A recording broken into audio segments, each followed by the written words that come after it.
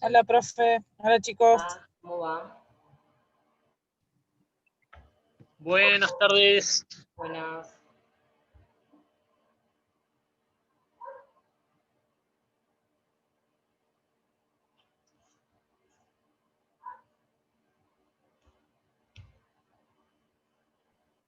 Hola.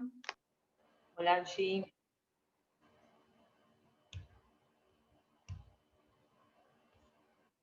Profe, ¿te multiplicaste? ¿Por qué? Hay 2 Rocío Poblete. Cambiate el nombre.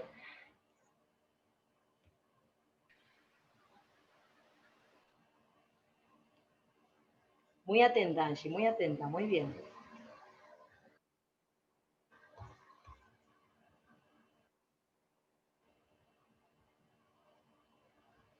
María Emilia, ¿qué estás en un auto?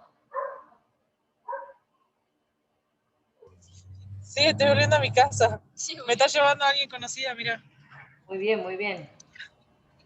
Preste atención usted, la conductora. No me escucha igual, seguro. No, porque tengo los auriculares. ¿Y Raúl qué estás? ¿Dónde estás, Raúl? ¿En el baño? Está raro ahí. No, ya salí al patio de mi casa, que está lindo acá el día, así que aproveché a salir. Cada uno como puede.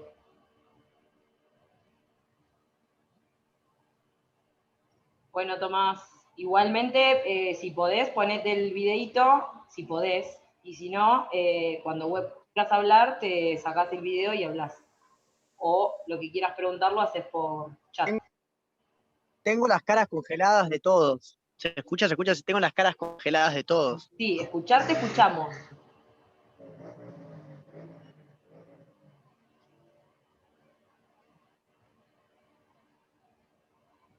Bueno, ¿cómo les va? Diego, si podés ponerte la camarita, estaría bueno. Esperamos un minuto más y arrancamos.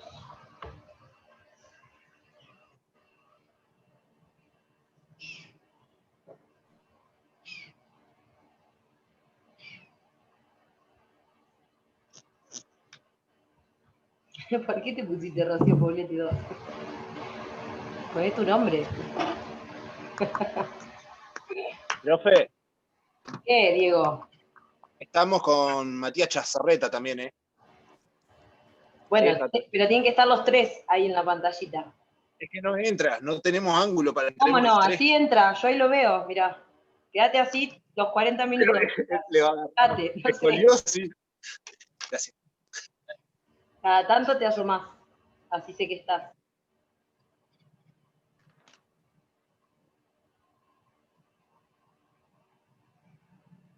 ¿Tienen terraza, chicos?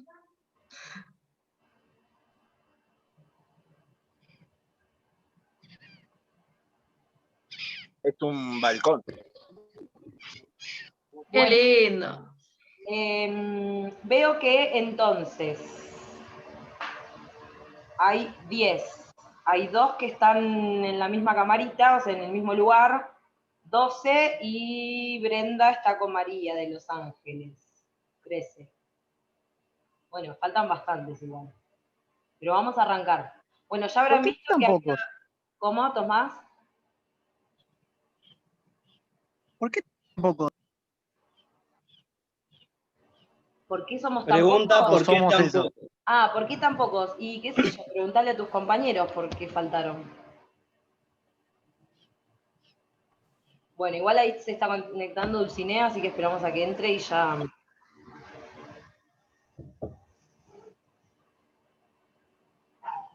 Arrancamos. Hola, Dulcinea. Hola, profe. ¿Cómo va?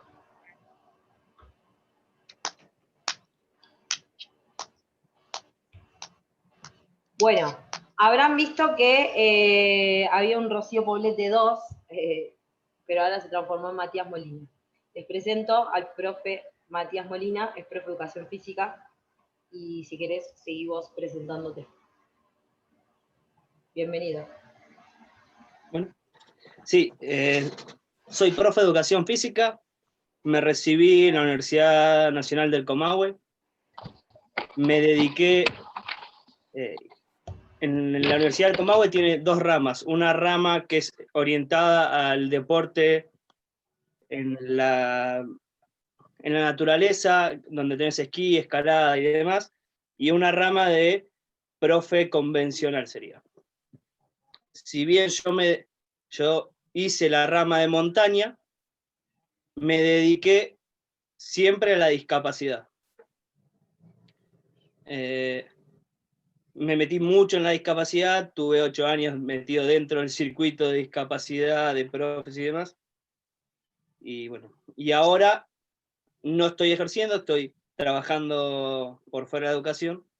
Pero bueno, les venía a contar algunas cosas que surgen de la discapacidad, pero que hacen a las prácticas docentes generales. Desde la pedagogía, que no es algo que me gusta para nada. Soy muy distinto a Ro. Ro es muy de la pedagogía, de la enseñanza y demás. Yo soy el palo opuesto, por eso nos llevamos bien. Vamos a contar para el que no sabe, por las dudas, somos marido y mujer, por las dudas, para el que no estaba enterado. Pues, Pero bueno, desde el ámbito de la discapacidad surgen un montón de cosas que hacen a la didáctica, a la educación física. Y bueno, les venía a contar más o menos eso. Algo que creo que ahora sí nosotros vamos a tener prácticas así, ¿no? Que podemos llegar a tener una persona con discapacidad, con silla de ruedas o ceguera o alguna cosa. Y creo que es lo que siempre más nos asusta. A mí me asusta. Bien. Cada vez más va a haber chicos en el proceso de inclusión dentro de una escuela normal. No siempre es lo recomendable y no estoy del todo de acuerdo con que sea lo óptimo. Pero más allá de eso, hay muchas cosas que desde la discapacidad se pueden sacar para una didáctica genérica. Por ejemplo, es probable que lo hayan visto, las inteligencias múltiples. ¿Vieron algo de inteligencias múltiples? Sí, en sujetos. En psicología Sí. también. Sí. Bueno, rápido, inteligencias múltiples surge de un filósofo, En psicología de la educación. pedagogo, es un filósofo, pedagogo estadounidense, hoy tiene 77 años, sigue escribiendo sobre inteligencias múltiples, que dice y se pone a investigar a causa de sus hijos que todos aprendemos de igual manera. Y él se centra en eso. Toda su investigación se centra en que cada uno aprende de distintas formas, de distintos canales. ¿Sí? Y bueno, y menciona 8 canales, 8 tipos de inteligencia, a grandes rasgos, que hoy ya las reevalúa, ya empieza a meter, ponerle, las 8 inteligencias son la común, la lingüística, que es la que nos lingüística y matemática, y lógico-matemática, son las que nos evalúan en la escuela, en la tradicional. En la pedagogía tradicional se centra en lo lógico-matemático y lo lingüístico. Así de corta. El resto de las materias, ninguna sirve para nada, ninguna existe. Así de corta. Bueno, este tipo viene a plantear y a romper ese modelo. Habla sobre una inteligencia musical, una inteligencia personal, una inteligencia espacial. Bueno, y hoy en día está metiendo una inteligencia hasta tecnológica dentro del aprendizaje. ¿Sí? Lo que llega a este tipo es que no nos debemos centrar en un tipo de inteligencia y quedarnos clavados en un perfil de inteligencia. Y tenemos que enseñar siempre a jugar a la pelota de una manera, ¿sí? Que lo que busca que cada persona, cada alumno, cada estudiante va a aprender usando su canal más próspero, ¿sí? Por ejemplo, Palermo, él mismo lo ha dicho en varias entrevistas, era un burro de que le costaba mucho la escuela, no podía, y repitió y terminó abandonando. Pero el tipo tenía una inteligencia espacial y sinestésica. La espacial es de estar ubicado en tiempo, espacio, y la sinestésica lo refería a nosotros al movimiento. Que era envidiable, el tipo estaba donde tenía que estar. ¿Sí? Entonces, en una escuela tradicional el tipo le fue siempre mal. Pero él dentro de la cancha fue y eso que soy hincha de River, fanático de River, fue un fenómeno el tipo. ¿Sí? Entonces, si a él siempre lo hablaron siempre de lo lingüístico, el tipo terminó abandonando, terminó yéndole mal. Entonces, Gardner entra en este sentido, a decir, bueno, loco, ¿por qué voy a evaluar a alguien, a Palermo, desde lo lingüístico-matemático, si sé que puede aprender a sumar, a restar desde otros tipos de inteligencia? Bueno, sin ir más lejos, a mí, yo me egresé acá en el FASTA, no me olvido más, en 5º año del FASTA, en matemática, mi nota más alta fue un 6. Cuando me saqué un 6, el tipo me vino y me felicitó. Me dijo, muy bien, Matías, mejoraste. Obviamente me la llevé a marzo y terminé recibiéndome con matemática como en junio el año siguiente. ¿Pero por qué? Porque el tipo no me hacía llamar la atención matemática, ¿sí? Y no había forma de que me entre. Es el día de hoy que me preguntás la tabla del 7 y no la sé. ¿Por qué? Porque siempre me enseñaron de forma repetitiva y que tenía que entrarme en la cabeza la tabla del 7. Entonces Gardner lo que viene a hacer es a intentar romper eso. Y lo busca desde su necesidad de entender a sus hijos. ¿Sí? Y volviendo a la discapacidad, lo que hace el tipo es, ahora ya no tanto, hace un tiempo atrás, no mucho, bueno, la discapacidad se divide en discapacidad sensorial, que son los sordos, los ciegos y demás, motora, parálisis cerebral, silla de rueda y demás, y cognitiva. La cognitiva, para que la más fácil de identificarlo, síndrome de Down. ¿Sí? Bueno, hace no mucho la cognitiva se evaluaba en base a una evaluación, a un test, el IQ, lo deben haber escuchado. Es un test que te hacen resolver una pregunta y vos tenés cierto IQ o no. Bueno, el IQ, si vos tenías hasta 40, te calificaban como paciente intelectual. Este tipo rompe con esa forma diciendo, bueno, vos lo estás tomando. A Matías, a mí, lo estás tomando en matemática. En matemática, evidentemente, es un discapacitado, porque no va a llegar nunca más de 40. ¿Sí? Entonces, a partir de Howard Gardner y de que empieza a hinchar con las inteligencias múltiples y con los múltiples canales de aprendizaje, es que, por ejemplo, la discapacidad intelectual deja de tener al IQ como un delimitante si sos discapacitado o no. ¿Sí? Eso desde la didáctica. En cuanto, ¿quién había dicho de que le tenía miedo a la discapacidad? No a la discapacidad, sino a enfrentarse ese día, no sé, vos vas a dar una práctica y que tu planificación no había una persona capaz en silla de ruedas. ¿Y cómo lo haces? A ese miedo, como a la incertidumbre de la persona con discapacidad. Buenísimo.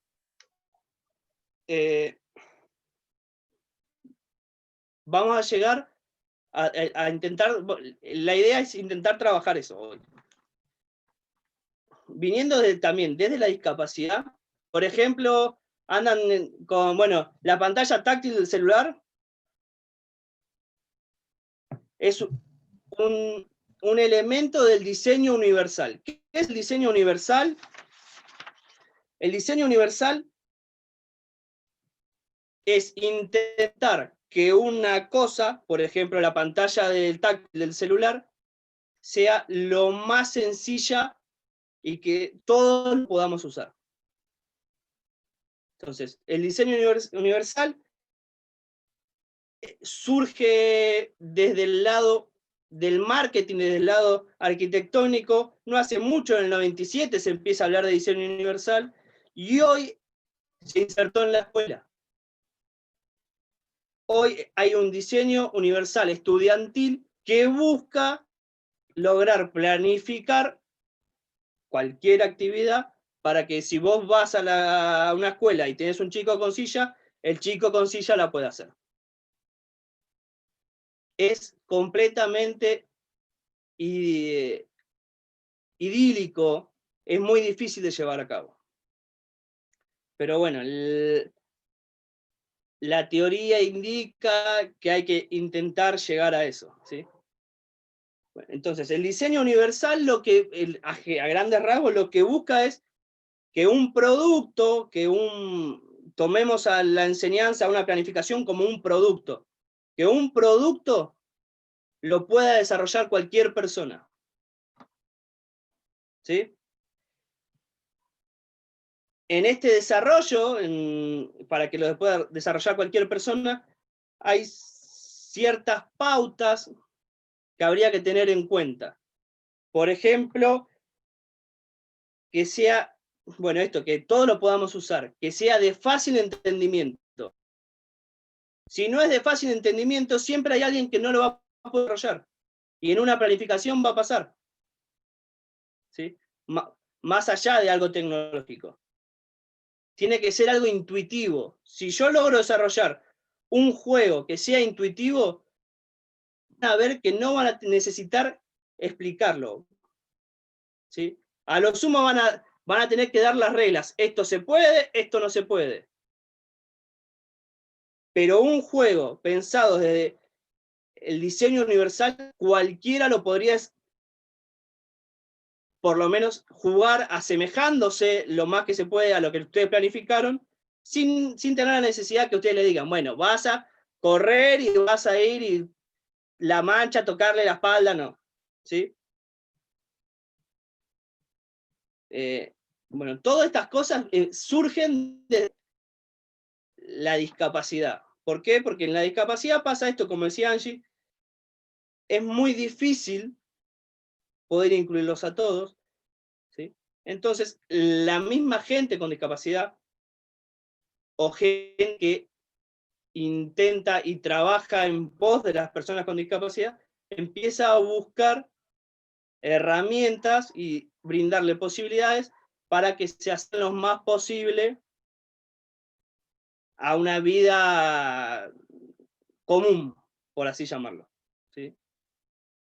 Dentro de este diseño universal hay varios tipos de barreras. La barrera que más nos va a perjudicar a nosotros son las barreras arquitectónicas, las barreras edilicias. Y más acá en la Patagonia. Hay muchas escuelas que no tienen un gimnasio o no tienen los elementos. Entonces, eso tranquilamente es una barrera para nosotros, para el desarrollo de los pibes. ¿Sí? Y la otra barrera que nos puede dificultar mucho es la comunicacional. Y la comunicacional, obviamente, todo lo que es comunicación tiene una persona, yo que ahora les estoy contando a ustedes, y ustedes que están ahí mirando las pavadas que digo. ¿Sí? Pero si en este canal hay cosas que yo ahora me pongo a hablar en árabe, todos ustedes no lo van a entender. O si hay alguno que entiende árabe, que levante la mano, dijo. ¿Sí?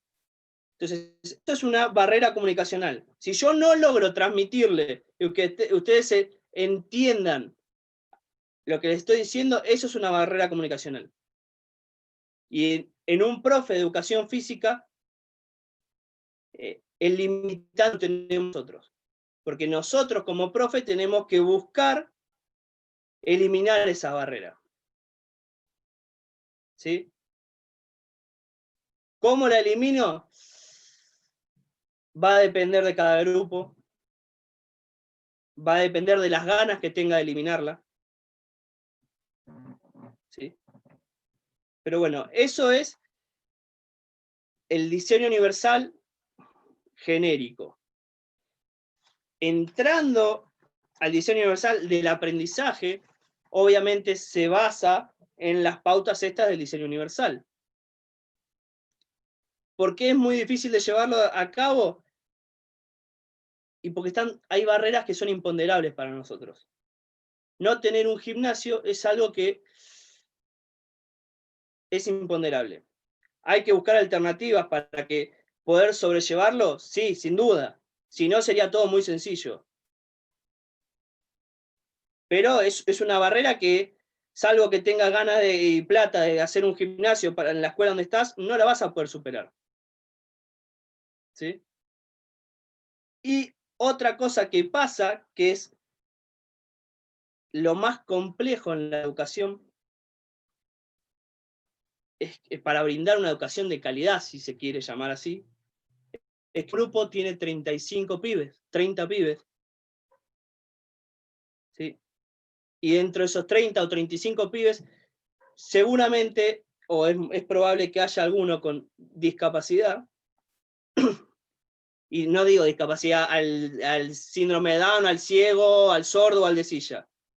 Yo era un discapacitado matemático. ¿Sí? Entonces, pobre el profesor Remedio decía, yo tengo 25 pibes y un discapacitado matemático. ¿Sí? Entonces, lo complejo es tener tantos chicos para intentar llegarle. Porque si Garner hablaba que hay 7, 8 tipos de inteligencia, imagínense que hay 7, 8 tipos de inteligencia por 35 pibes, porque a uno le va a ir la lingüística, a Gio le va la kinestésica, a Zoe le va la musical, y lo tenés que abarcar. ¿Cómo haces? Entonces, tener 35 pibes y ¿qué educación puedo dar? Necesitarías un profe por cada alumno. Y en discapacidad, en los centros específicos de discapacidad, no se trabaja más de 5 pibes cada profe.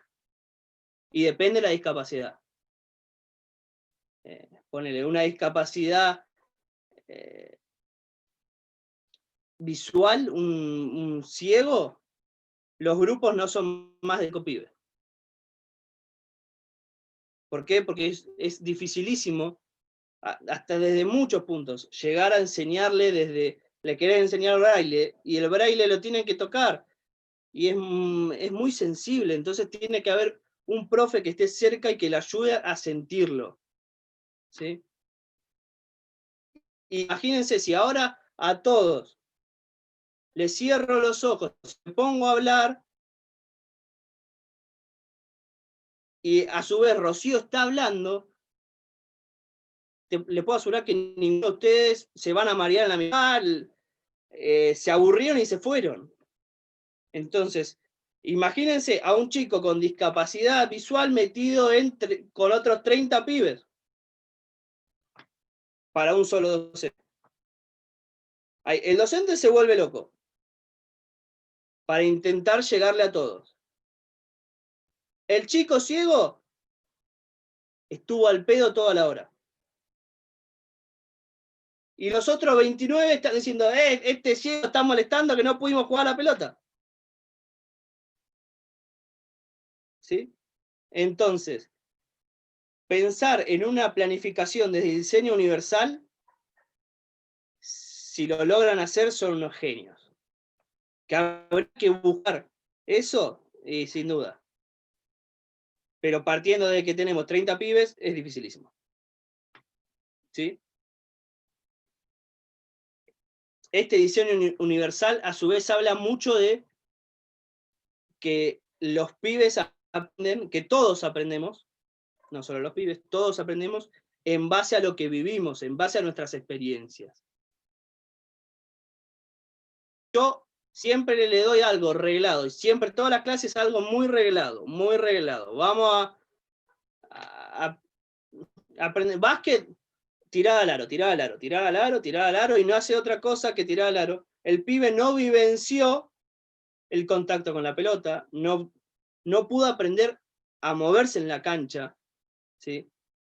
Entonces, desde este diseño universal habla mucho de dejarlo ser, dejarlo al pibe que tenga momentos en donde pueda ser y pueda investigar y pueda vivenciar la clase.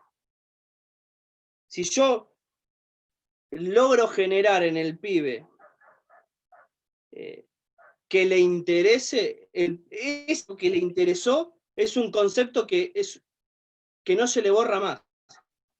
Es un aprendizaje significativo. Si yo le logro hoy que a uno se vaya con la idea de Howard Gardner de inteligencias múltiples o del diseño universal, es porque a alguno de ustedes le interesó, le llegó a cierto punto, y seguramente sea un aprendizaje, un concepto significativo en ustedes.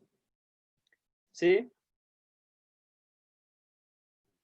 ¿Alguno tiene alguna pregunta? ¿Alguno tiene algo que contarnos? Yo. Sí, hable. De aquí que levanto la mano. Bueno, a mí me pasó que me tocó en 5º grado un nene con silla de ruedas. Y cuando tuve que hacer mis prácticas, bueno, también pensé en esto que decía Angie, cómo iba. Bueno, lo primero que hice es averiguar todos los ejercicios que podía hacer él, el nene, y después fui. La cosa es que, bueno, el profe que me prestó la salita, la sala, el grado, dijo, vos encargate de los chicos, que yo voy a trabajar con Tiago. ¿Qué hizo? Él estuvo toda la clase, hicimos destrezas gimnásticas. Hizo ¿cómo se llama esto? En una rampa, puso una colchoneta y lo lanzaba de ahí a Tiago.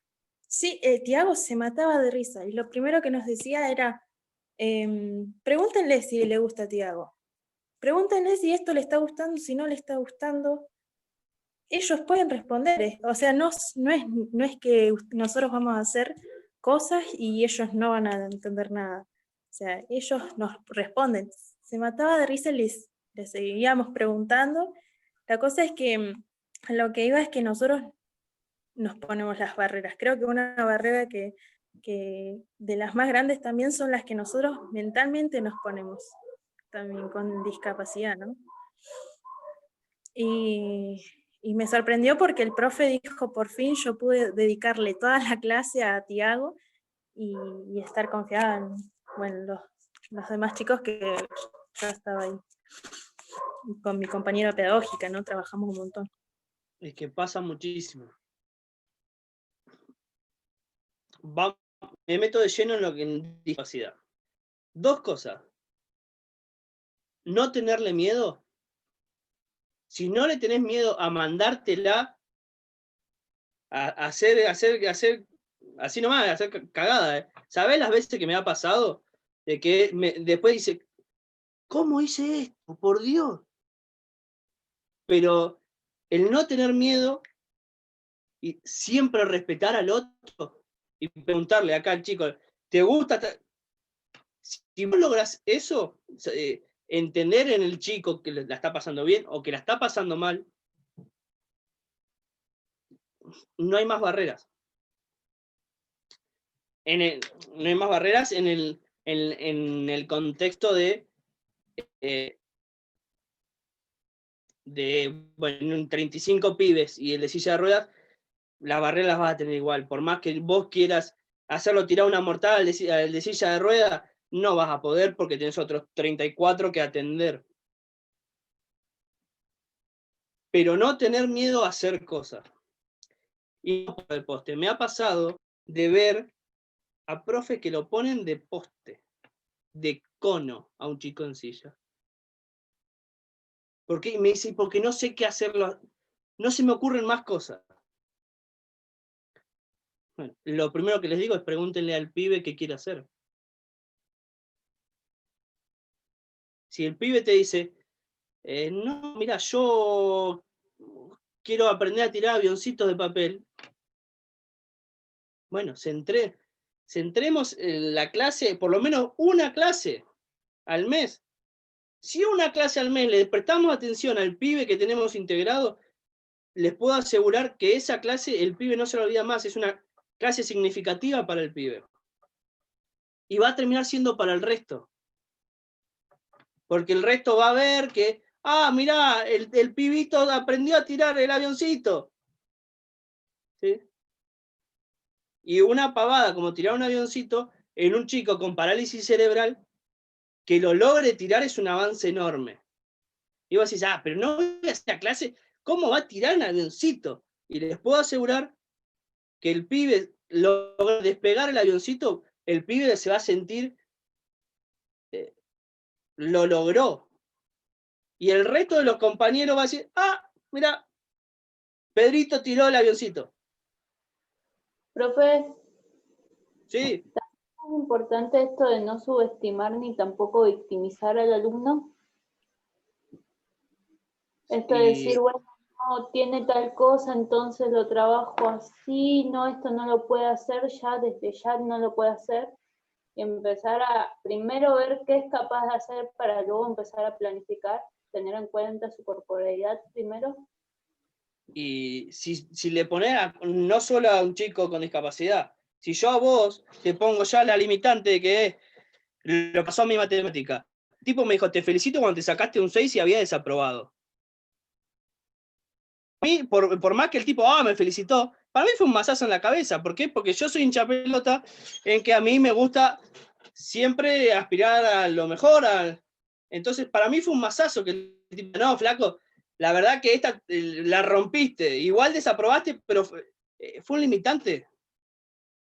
Entonces, si yo a cualquier alumno dentro de la escuela o a alguien entrenando, si yo te pongo un limitante, le estás marcando el aprendizaje. Escuché que estaba Matías Charraceta, ¿no? Por algún lado, sí. Chazarret. Si yo a Matías le digo, no, flaco, vos la maratón nunca va a bajar 3 horas. Dos cosas. El tipo, Matías, lo desmotivaste totalmente.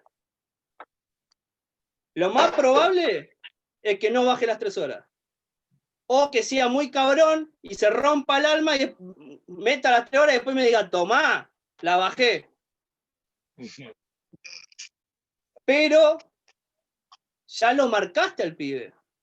Si Matías no fuera testarudo y entrenara para bajar las 3 horas, le cagaste la existencia. Eso pasa cuando etiquetás a los alumnos también. Siempre dicen no etiquetarlos, no nombrar con su nombre y no ponerle algún otro sobrenombre, o si vas a hablar con otra docente, no decirle no, porque este no hace esto, no porque este es un porfiado, no porque este, y no etiquetarlos así. Es que sin duda. ¿Esas no son las experiencias paralizantes y las cristalizantes, profe? Sí. Me acordaba justo de eso. Sí. Algo se quedó de psicología, algo. Entonces, volvemos a lo mismo. Si yo ya te marco en el sentido de en una clase de educación física, no, el ciego que no corra porque va a correr y le va a pegar a la pared. El pibe no tuvo la experiencia de moverse, de correr, de aprender orientación y movilidad. Igual, profe, por ahí en eso tenés que tener en cuenta, no sé, una ambientación. para esa persona en el lugar y después se puede mover tranquilamente por sus propios medios. Sin duda. Pero si no es verdad que si no le das la oportunidad, tampoco Y vas a muchas hacer veces, nada en él. no, y muchas veces esa oportunidad no se la damos por miedo. Y es lógico. Porque, a mí me pasaba en natación con una chica ciega, que las primeras veces se iba de un lado andarivel al otro, a un lado al otro, se chocaba con el de al lado, y a mí me generaba, es más, las primeras veces lo que hice fue, le puse todo mal, le puse un andarivel, la piba nadaba un brazo y tocaba el andarivel, un brazo y tocaba el andarivel. Pero fue la manera que encontré para que pudiera nadar de un lado al otro si vaya haciendo ese. Pero yo no la iba a limitar a que no nade. Después, ¿Qué me pasó? Cuando aprendió, le saqué todos los andariveles de la pileta y le decía, bueno, frená en la mitad. Y la guacha, sin ver, ciega total, en la mitad se clavaba y cuando tenía que llegar a la pared, la última brazada estiraba así, tocaba la pared y decía, flaca. El primer día no sabía dónde estaba. Pero bueno, yo le di la posibilidad de que vaya chocando de un lado al otro hasta que encontré la manera. Yo encontré la manera la encerré, pobre piba, en un andarivel de 50 centímetros. Pero le diste la oportunidad a ella y a vos, porque a ella le diste la posibilidad de que lo pruebe y vos a seguir después programándole, ¿no? Para que ella siga progresando. Porque si no lo hubieses probado vos y no lo hubiese probado ella, quedaban en lo mismo, en la nada. Sí, sin duda. Bueno, a mí me pasó, profe, que me ofrecieron un trabajo de niñera y en ese trabajo yo no sabía que uno de los nenes que iba a cuidar tenía autismo severo. No me habían dicho nada. Y justo mi pareja había trabajado con ese nene y me dice, es un amor, es un dulce de leche, es un caramelo. Yo lo subestimé totalmente cuando lo conocí en la casa. Dulce de leche agrio. Me ponía silla sobre silla sobre silla para buscar el azúcar para comérselo a cucharadas, la miel, le pegaba a los hermanos, me mordía. ¿Dónde estaba el dulce de leche que él conoció? No sé, pero yo había caído con que era un dulce de leche, nene. Bueno, tal vez, Tami, perdón que me meto, ¿no? Tal vez tu compañero, tu pareja, supo entrarle por otro lado. Supo entrarle por totalmente otro lado que vos no. Y nos pasa como profes también. Eso fue lo que nos pasó. Él lo tuvo en clases de natación con la escuela y yo lo tuve en su casa con sus hermanos y como sí, niñez. totalmente que va a cambiar. Y sí, porque en la casa es una cosa, pero pasa no solamente con un chico con autismo, pasa con cualquier pibe.